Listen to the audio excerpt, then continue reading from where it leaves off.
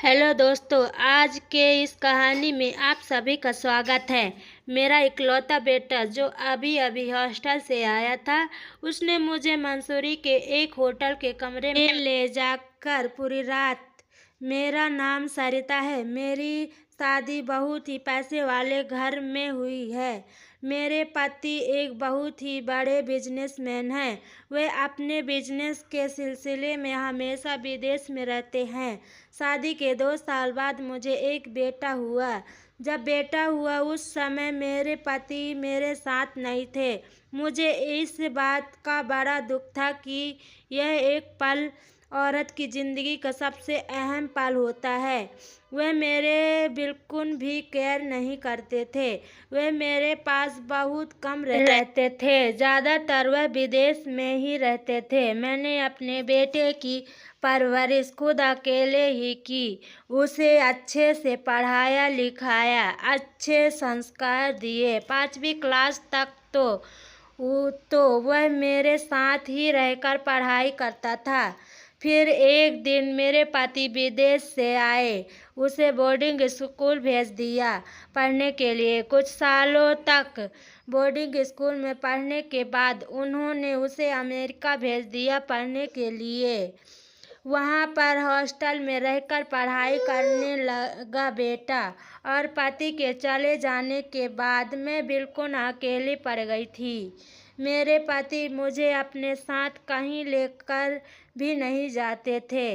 धीरे धीरे यह अकेलापन मुझे काटने लगा। मेरा बेटा मेरा कभी कभी फ़ोन पर बात करके हालचाल ले लिया करता था। मेरे पति तो मुझे कभी फ़ोन तक नहीं करते थे। मुझे ऐसा लगने लगा था कि मेरे पति का विदेश में दूसरी लड़की के साथ अफेयर है। पर मैंने यह बात अपने बेटे को कभी नहीं बताई। मैं नहीं चाहती थी कि मेरे बेटे के अंदर उसके पिता के लिए कोई कड़वाहट हो। मैं चुपचाप सब कुछ सह रही थी। धीरे धीरे समय बीतता गया और मेरी तबीयत खराब होने लगी। भूख प्यास सब खत्म हो जा रही थी। मेरी बीमारी का कारण मेरा अकेलापन था। मेरा अकेलापन मुझे खाए जा रहा था। डॉक्टर को दिखाया तो उन्होंने कहा कि आपको किसी के साथ की ज़रूरत है जो आपका अकेलापन दूर कर सके, आपको हमेशा खुश रख सके। आपको ऐसा कहीं खुली जगह पर जाना चाहिए जहां आपका मन बहल सके। मैं अकेली थी, इसलिए डॉक्टर ने मेरे बेटे को फ़ोन करके ये सारी बात बता दी।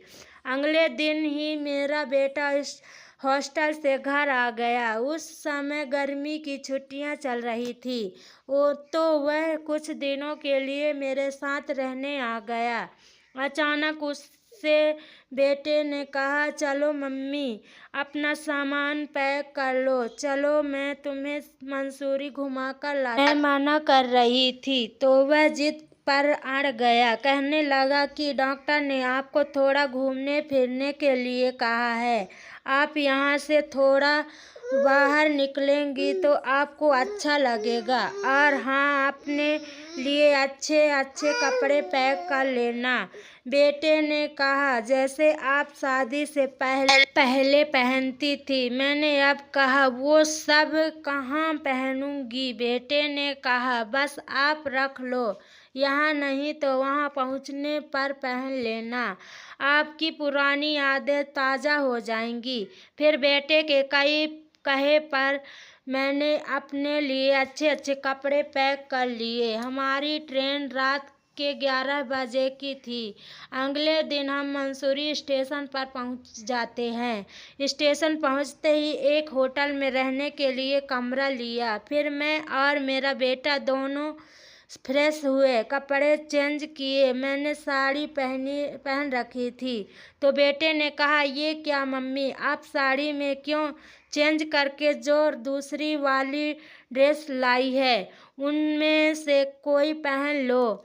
मैं आपको उन कपड़ों में देखना चाहता हूँ कि आप कैसी लगती हैं। फिर मैं साड़ी चेंज करके एक लाल कलर का शॉर्ट ड्रेस पहन ली। बेटा मुझे देखते ही कहने लगा, वाह मम्मी, आप कितनी प्यारी लग रही हैं। दोस्तों, मेरा बेटा मुझे खुश रखने की कोशिश कर रहा था। बेटे ने मुझे मंसूरी की सैर कराई। हम दोनों खूब घूमने फिरे।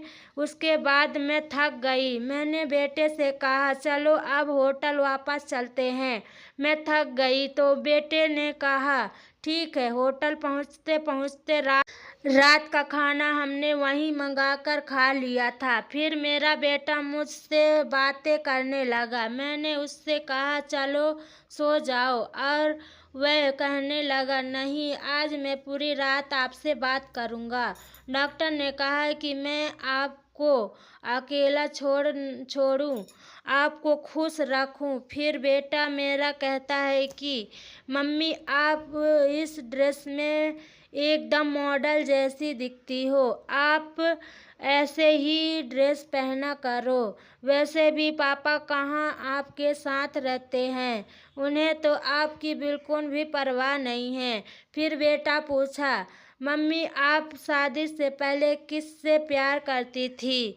तो मैंने हंसकर कहा, तू भी ये सब बातें लेकर बैठ गया। बेटा ने हंसकर कहा, बताइए मम्मी प्लीज़। तो मैंने भी बेटे को सारी बातें बताने लगी। हाँ, शादी से पहले मेरा एक दोस्त था। फिर बेटे ने पूछा, सिर्फ दोस्त था या कुछ और? मैंने कहा, हाँ, दोस्त से भी बढ़कर था, लेकिन मेरी शादी उससे नहीं हो पाई, तुम्हारे पापा से हो गई।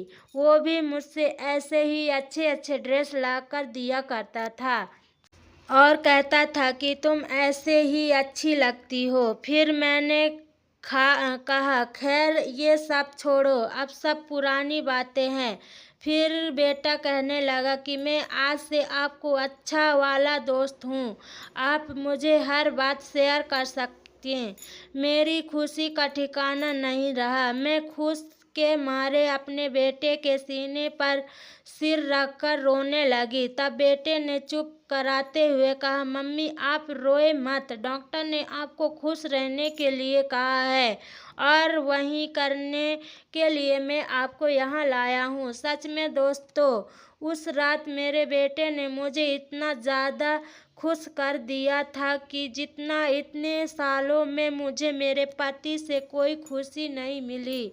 हमने अपने दिल की बातें एक दूसरे से शेयर की। तबीयत बिल्कुल ठीक हो गई थी। मैं बिल्कुल फिर फिट हो और फाइन थी। अगले दिन हम होटल के स्विमिंग पूल में नहाने गए। सच में मैं बहुत खुश थी। मेरे बेटे ने मेरा पूरा साथ दिया। फिर मैंने बेटे से पूछा कि क्या तुम्हारी कोई गर्लफ्रेंड है? बेटे ने कहा, हाँ है। तो आपकी जैसी अपनापन वाला एहसास किसी के साथ नहीं है। मेरे बेटे ने मेरा पूरा साथ दिया। फिर बेटा कहने लगा, अब हम सालों में एक बार किसी एक अच्छी जगह पर घूमने जाया करेंगे। आप टेंशन मत लीजिए, मैं आपको ज़रूर लेकर जाऊंगा और आपको हमेशा खुश रखूंगा। दोस्तों, आपको हमारी कहानी कैसी लगी कमेंट में ज़रूर बताइए। कहानी पसंद आई हो तो वीडियो को लाइक और शेयर करें। नए हो तो चैनल को सब्सक्राइब करें और नोटिफिकेशन बेल आइकन को ज़रूर दबाएं ताकि आने वाली अगली अपडेट सबसे पहले आपको मिले। धन्यवाद।